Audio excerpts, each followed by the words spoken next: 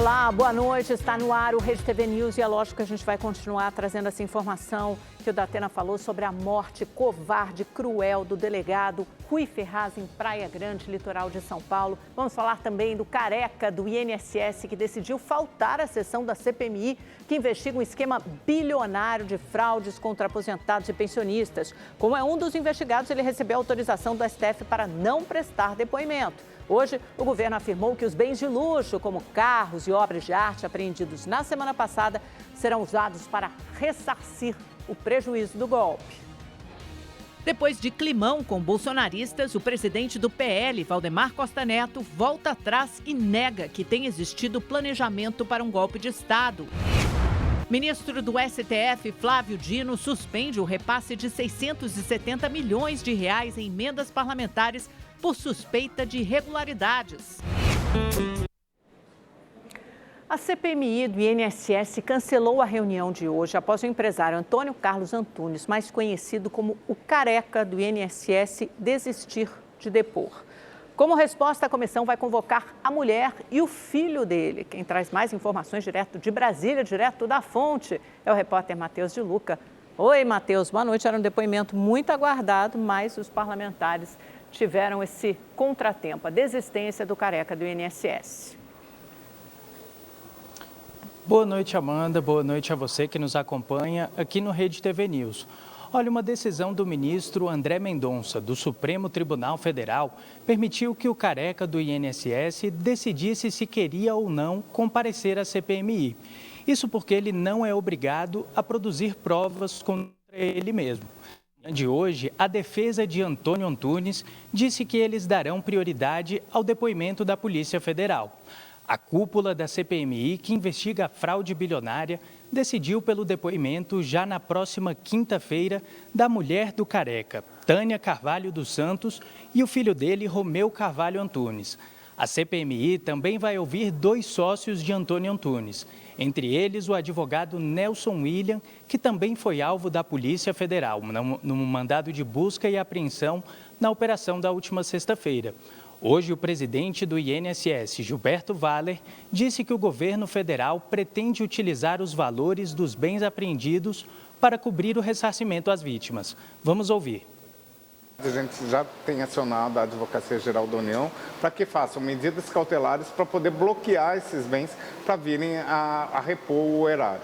A gente já tem até um total de 2,8 bi já presos, bloqueados por ordem judicial. A ideia é que 100% do ressarcimento venha sair do bolso de quem fraudou. Nada mais justo, né? O ministro do Supremo Tribunal Federal, Flávio Dino, determinou a suspensão do repasse de recursos de emendas parlamentares destinadas a 9 de 10 municípios mais beneficiados pelas chamadas emendas PIX, que são aquelas que vão direto para os cofres públicos, né? Saem do governo federal, vão direto para as prefeituras entre os anos de 2020 e 2024. Segundo a Controladoria Geral da União, as emendas, que somam 670 milhões de reais, não cumpriram os requisitos de transparência e rastreabilidade. Dino determinou que as informações apuradas pela Controladoria sejam repassadas à Polícia Federal para investigar o caso. Foi cremado hoje, no Rio de Janeiro, o corpo do empresário que morreu após saltar de paraquedas.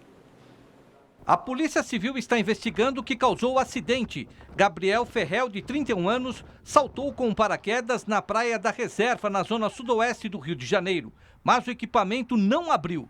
A aeronave estava a cerca de 1.000 metros de altura. O empresário teve ferimentos, foi levado para um hospital da região, mas não resistiu. A polícia investiga se houve falha técnica no paraquedas, se Gabriel demorou a acionar o equipamento ou se o acidente foi causado pelas condições do tempo. Gabriel foi o fundador de uma rede de pizzarias. Amante dos esportes radicais, ele compartilhava suas experiências em uma rede social.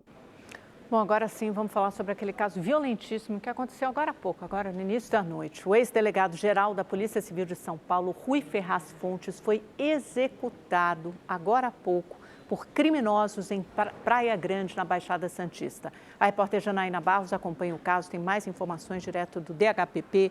Boa noite, Janaína. O que já sabemos dessas imagens chocantes que nós vamos reproduzir já já?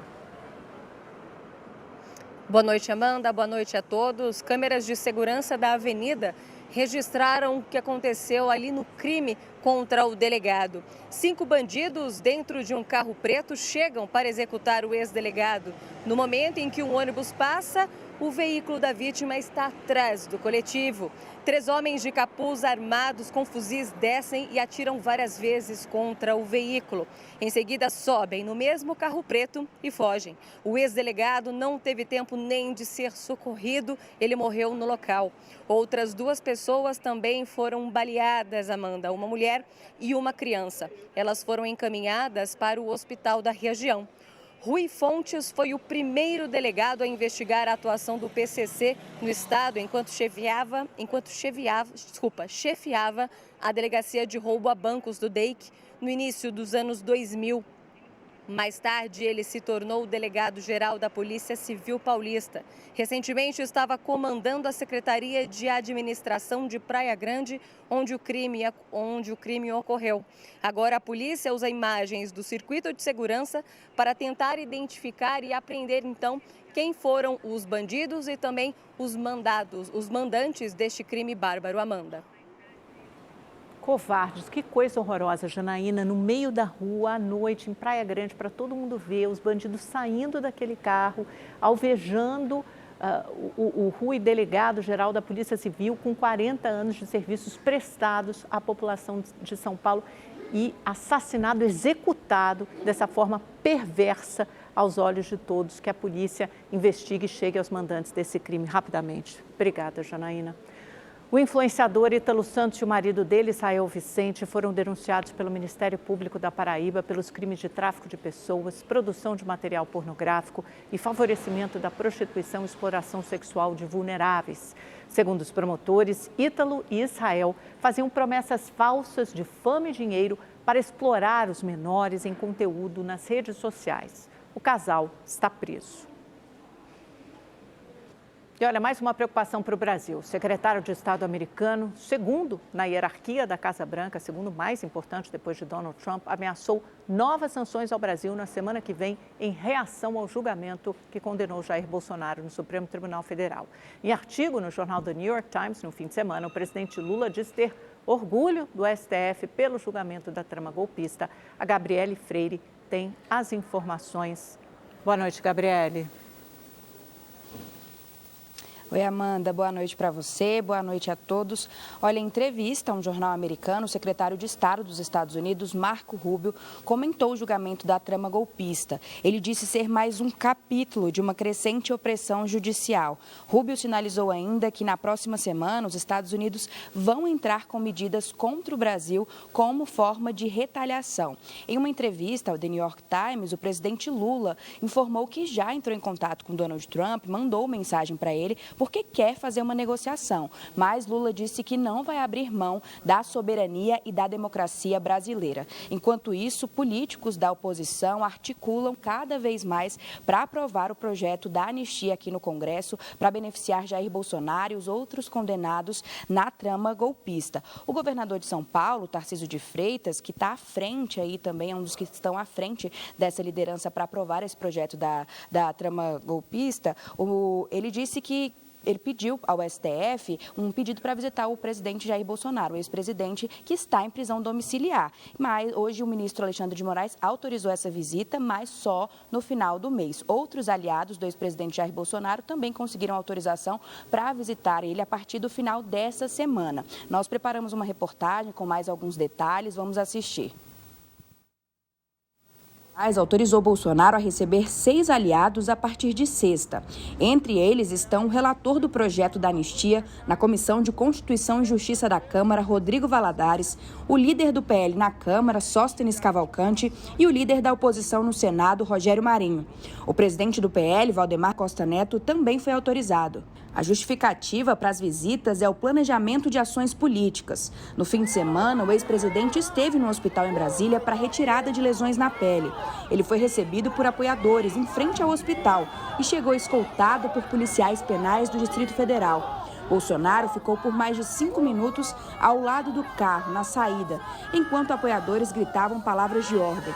Hoje, Moraes deu 24 horas para que a Polícia Penal explique o motivo da demora para ele ser conduzido. Hoje também o governador de São Paulo, Tarcísio de Freitas, cancelou a viagem que faria a Brasília para novas negociações sobre o projeto de anistia. No fim de semana, Valdemar Costa Neto admitiu que houve o planejamento de um golpe de Estado.